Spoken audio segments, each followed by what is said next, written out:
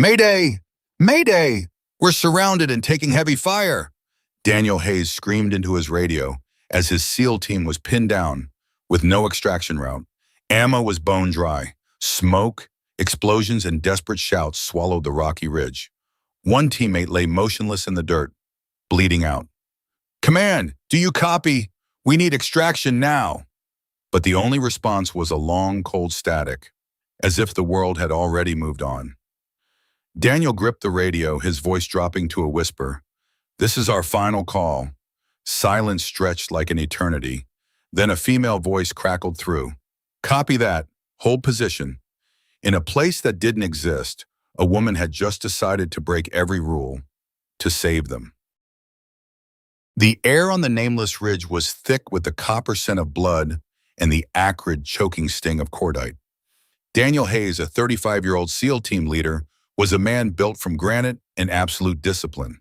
In his 15 years of active service, he had earned a reputation for being unbreakable. He was the kind of officer who didn't believe in miracles. He believed in preparation, teamwork, and the cold reality of physics. But tonight, the laws of physics were stacked against him. Daniel's team consisted of 6 men. These weren't just soldiers. They were brothers who had bled together in the humid jungles of the South Pacific and the freezing mountain passes of the Hindu Kush. They moved as one organism, a silent shadow in the night. Their mission tonight was supposed to be a surgical strike: infiltrate the target compound, confirm the high-value target's location, and extract before the first rays of dawn hit the valley. The first phase had gone flawlessly. They had slipped through the enemy's perimeter like ghosts, gathered the intelligence, and were beginning their tactical withdrawal. But as they crested the final ridge toward the landing zone, the mountainside erupted in a coordinated wall of lead. They had been lured into a kill box, a perfectly prepared ambush launched from the high ground. Within the first 30 seconds of contact, Miller, their youngest member and the team's heart, took a heavy round to the leg and abdomen. The team's tight formation shattered. They scrambled to drag Miller's heavy frame behind a cluster of jagged rocks. "Suppressing fire! Watch your sectors!" Daniel roared at Bowen, his rifle kicking rhythmically against his shoulder as he sent rounds back into the dark tree line. He checked his wrist-mounted communications hub. Their primary satellite link was dead, jammed by a sophisticated signal blocker. He frantically switched to the legacy emergency frequencies, sending out desperate call after call into the void. Daniel knew the politics of the modern battlefield. If a mission wasn't officially authorized at the highest level, or if the political optics of the extraction were too risky, command would hesitate. In the world of special operations, hesitation was a death sentence. "Command, this is Bravo 1. We are black on ammo, requesting immediate close-air support." Nothing, just the rhythmic thud, thud, thud of heavy machine guns chewing through the granite above their sweating heads. The team began to count their remaining magazines. Faces were grim under thick layers of dirt, oil, and dried blood. They were starting to understand the silence. They had been abandoned. While the SEALs prepared their knives for a final stand, a different kind of war was being fought 500 miles away. In a classified subterranean bunker that didn't appear on any official maps, Elena Voss sat in the night watch chair. Elena was a ghost within the military system. There were no nameplates on her desk, no personalized photos on the office wall. Years ago, Elena had been one of the top-rated combat pilots in the Air Force, a legend among the wings for her intuitive flying. But after a controversial incident where she refused a direct order to abandon a search and rescue mission, her records were permanently redacted. She now lived as a woman deleted by the hierarchy, relegated to monitoring frequencies that officially did not exist. She was the lone ear for the deniable operations, the ones the government would never admit happened. Elena sipped a lukewarm cup of bitter coffee, her tired eyes scanning the scrolling green lines of the signal monitor. Suddenly, a sharp spike of static caught her attention. It was a low-frequency emergency burst, heavily distorted by atmospheric interference. She adjusted her noise-canceling headset, her fingers dancing across the console to filter the digital noise. And then she heard it, a voice that carried the weight of a dying man's hope. "This is our final call. Elena froze, the coffee cup halfway to her lips. She recognized that voice, not from a briefing file, but from a memory she had tried to bury in the sand 5 years ago. It was the voice of the man who had pulled her out of a burning wreckage when she was a rookie. A man who told her that a soldier's greatest fear wasn't death, but being forgotten by the country they served. Elena leaned forward, her heart hammering against her ribs. The automated command systems had already flagged Daniel's frequency as atmospheric noise, ignore. But Elena wasn't looking at the command screen's lies.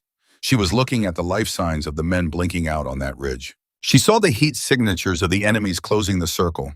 In that moment, the ghost pilot decided to haunt the living. If you believe that the best people are often the ones the system tries to forget, type, never give up. Daniel's final transmission hung in the stagnant air of the bunker like a cold death sentence. Elena sat paralyzed for a split second, the flickering blue light of the monitors reflecting in her wide, unblinking eyes. Beside her, a senior watch officer with polished metals tapped his clipboard impatiently against the steel desk. "Voss, ignore that chatter. It's an unassigned frequency. We have no active assets in that sector," the officer said without looking up. "I heard a mayday, a legitimate tactical mayday," Elena said, her voice low, dangerous, and vibrating with an old fire. "You heard static, Lieutenant. Log it as atmospheric interference and move on to the next sector. That is a direct order." Elena didn't blink. She looked at the officer, seeing the comfortable cowardice hidden behind his clean uniform. She knew exactly what was happening in the high offices of the Pentagon at this very moment. The SEALs on that hill were a political liability, and the command was simply waiting for them to go silent so they could shred the files and pretend the mission never occurred. The words, "This is our final call," echoed in her skull, triggering a flashback she had fought to suppress for half a decade. 5 years ago, she had been on the other side of that very same radio.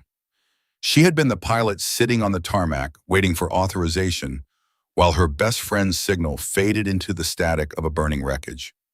She had followed the rules back then. She had waited for the green light that never came, and she had spent every waking night since then dreaming of the silence that followed. Her friend's last words to her had been, "If you ever hear a call, Elena, don't let them die in the silence." Elena pushed her heavy chair back, the sound of the metal legs skidding against the concrete floor sounding like a gunshot in the quiet room. She didn't bother to answer the officer. She simply stood up and walked out of the bunker. She moved through the corridors with a sudden lethal purpose. She was heading toward the dark, echoing hangars. She didn't have a mission plan. She didn't have a co-pilot. She didn't have a soul in the world who knew where she was going. She walked into the maintenance bay and looked at a modified A-10 Warthog, a plane as scarred, ugly, and unyielding as she was. The lead night technician looked up from a hydraulic line, surprised. "Ma'am, no flights are scheduled until 0600. Prep the engines, full combat load, armor-piercing incendiary. Now," Elena commanded, her voice like steel. "I need a digital signature for this, Voss. Who authorized this sortie? Who gave the go code?" Elena stopped and looked the technician directly in the eye, her face a mask of absolute resolve. "The men dying on Ridge 402 authorized it. Now open the hangar doors before I blow them off the hinges." The technician saw the look in her eyes, the look of a woman who had already made peace with her own death. He didn't ask a second time. He hit the manual override switch, and the massive steel doors began to groan open to the night. Elena climbed into the cramped cockpit, the familiar smell of jet fuel, ozone, and old leather grounding her senses. She knew the absolute stakes. If she flew this mission, she would be branded a rogue operator.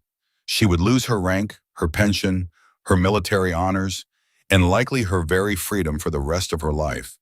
But as she buckled her 4-point harness, she realized she had already lost her soul years ago by following the rules.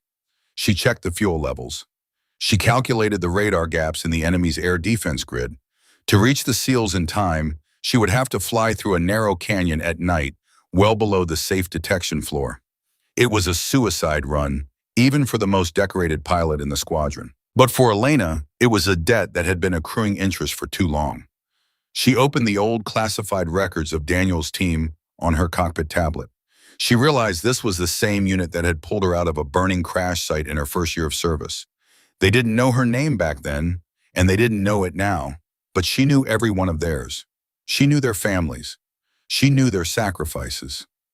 She slapped the canopy shut, the airtight seal hissing as the cockpit pressurized for combat. "Bravo 1, this is Ghost Rider," she whispered into the headset, though she hadn't keyed the transmitter yet. "I'm coming for you. Just hold on a little longer." The twin engines roared to life, a scream of pure defiance against the suffocating quiet of the desert base. She didn't wait for the control tower's permission. She didn't check in with the duty officer. She throttled up to full afterburner, the immense force of the acceleration pinning her into the seat. She vanished into the black, starless sky, a ghost pilot chasing a final call through the darkness. If you've ever thought someone was cold, but they were actually carrying a pain too big to speak, type, "I was wrong." On Ridge 402, the end was being measured in heartbeats and empty shell casings. Daniel Hayes tapped his very last magazine against his helmet, sliding it into his hot rifle with a sickeningly final click. He looked at his men. They were hollow-eyed, bleeding from a dozen small wounds, but they weren't quitting. They were SEALs. They were trained to fight until the blood stopped moving in their veins. "Fix bayonets," Daniel ordered softly, his voice steady. It was the command every soldier hoped they would never have to hear in the modern age of warfare. The enemy was closing the distance, their dark shadows moving through the smoke just 50 meters below the rocks. They were taunting them now, shouting threats in a language Daniel didn't need to understand to know they were death sentences. Daniel picked up his radio one last time, not to call for help, but to record a final message for Sophie, his 9-year-old daughter. He wanted her to know that her father died doing what he believed in. But before he could press the button, the heavy static on the emergency channel suddenly cleared into a crisp, high-definition signal. A female voice, calm and steady as a mountain, filled his headset. "Bravo 1, this is Ghost Rider. Hold your position. Mark smoke in 10 seconds. Daniel's heart skipped a beat. "Ghost Rider? Who the hell are you? We don't have anyone on the support board." "I'm the only one answering the phone tonight, Daniel. Mark the damn targets. Now!" Daniel didn't have a single second to wonder how she knew his name. He grabbed a red phosphorus smoke canister, pulled the pin with his teeth, and hurled it toward the advancing enemy line. "Smoke is out! Danger close!" The sky above the ridge was pitch black, but then a low, rhythmic sound began to grow in the distance. It wasn't the high-pitched, elegant whine of a modern fighter jet. It was the deep, terrifying, prehistoric growl of a predator. Out of the darkness, a massive shadow appeared, hugging the jagged contours of the rocks. Elena's A-10 screamed over the ridge, so low that the pressure wave knocked the enemies off their feet and sent dust flying into the air. Then the world turned into a blinding wall of orange fire and thunder. The GAU-8 Avenger cannon, the legendary Bert, shattered the silence of the valley. It was the sound of a giant zipper being undone by God, followed by the complete destruction of the enemy's forward position. The 30-millimeter rounds chewed through the dirt, the trees, and the light armor, creating a wall of debris between the SEALs and their hunters. "Good hits! Good hits! You're tearing them apart!" Daniel cheered, his voice hoarse from the smoke and adrenaline. But Elena wasn't done yet. She knew she only had a few minutes before the local anti-air batteries realized she was there. She banked the plane hard, the immense G-force pulling at her vision until it started to gray out at the edges. "Bravo 1, I've identified a secondary extraction point 200 meters south of your current position," Elena radioed. "The main LZ is a confirmed trap. Move now while they're regrouping. I'll provide the iron ceiling." "We have a man down. He's non-ambulatory. We can't move that fast," Daniel argued, looking at Miller. "Then carry him," she snapped back. "I didn't break every law in the military code for you to die being stubborn. Move!" The team moved. They hoisted Miller onto a makeshift stretcher, sprinting through the chaos and the falling ash. Every time an enemy group tried to flank them from the side, a surgical burst of fire from the sky ended the threat instantly. Daniel watched the plane circle like a protective spirit above them. It had no navigation lights, no identification numbers, no national insignia. It moved like a phantom, appearing and disappearing in the clouds of thick smoke and rising heat. He realized she wasn't just shooting, she was reading the terrain for them with her thermal sensors. She was guiding them through the gaps in the enemy line like she was standing right next to them in the dirt. As they reached the edge of the secondary LZ, a shoulder-fired RPG spiraled up from the forest below. It struck Elena's left engine, a bright, sickening bloom of orange and metal in the night sky. "Ghost Rider, you're hit! You're losing altitude! Bail out, Tokyo!" Daniel screamed into the radio. The plane buckled and yawed, trailing a long, flickering ribbon of black smoke and sparks. But the voice on the radio remained as cold as ice. "Negative, I still have one engine, a lot of ammo, and enough spite to get you out. Get your men in the bird." An unmarked transport helicopter, likely tipped off by Elena's unauthorized frequency, appeared in the valley like a miracle. The SEALs scrambled into the bay, pulling Miller inside as the rotors whipped the air into a frenzy. As the helicopter lifted off, Daniel looked out the open side door, refusing to look away. He saw Elena's crippled plane dive one last time, exhausting its remaining flares to distract the enemy's heat seekers from the extraction helicopter. "Ghost Rider, come back! Do you copy? Give us your coordinates." "Get your men home, Daniel," Elena said, her voice finally softening just a fraction. Then the signal cut out into a long, final burst of static. The A-10 vanished over the dark horizon, heading toward a base she knew would arrest her upon arrival. Daniel sat in the vibrating helicopter, the heavy silence of his team weighing on him more than the gear. They were alive. Miller was breathing, but Daniel felt a hollow, aching hole in his chest. He knew that the woman who just saved them had just committed professional and legal suicide, and he knew that the system would try its hardest to make sure no one ever knew her name. He gripped the silver dog tag hanging around his neck, making a silent, unbreakable vow to the sky. The ghost pilot had answered their final call when no one else would. Now it was his turn to make sure her call didn't go unanswered in the halls of power. If you have ever owed a debt to someone who risked everything in silence, type "I am indebted." 3 weeks had passed since the extraction on Ridge 402. Daniel Hayes stood in the pouring rain outside a cold, gray military court in Northern Virginia. He was in his dress blues, his metals polished to a mirror finish, but his heart felt like a block of lead. Inside that building, a discretionary disciplinary hearing was taking place behind closed doors. Elena Voss was being stripped of her rank and her wings for unauthorized use of government property. The command had successfully managed to keep the Ridge 402 mission entirely off the official books. Officially, the SEALs had never been in any real danger, and Elena had just taken a joyride in a stolen jet.